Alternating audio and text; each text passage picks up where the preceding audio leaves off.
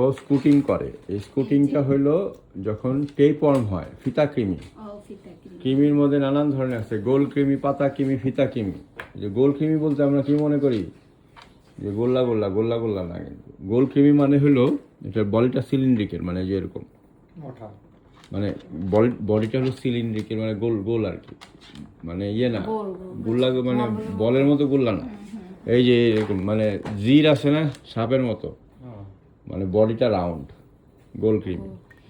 আর পাতা কৃমি আর ফিতা কৃমি যেটা, এটা টেপের মতো, ওইটাই হয়েছে ওর। ওইটা হওয়ার কারণে ও ছেঁচড়ায়, ওর হাগুর রাস্তাটা চুলকায়, তো পাশা চুলকায়, তখন সে কার্পেট তারপরে ফ্লোরের মধ্যে পাশা রেখা, মানে ওই যে স্কুটার যেমনি সাই করে ধর, মানে ছেঁচড়ায় ছেঁচড়ায় সে যায়। সুতরাং এটাকে বলে স্কুটিং। আমরা বাংলা ভাষায় লেটকা ভাবে বলি সে ছেঁচড়ায়, আর বিদেশে বলে স্কুটিং, স্কুটারের মতো। ওরা বলে ভদ্র জাতি, তো ভদ্রভাবে কথা কয়। আমরা কই ছেঁচড়ায়, ছেঁচড়ায়, লেসড়ায়, কত কিছু বলে না মানুষ। কাকু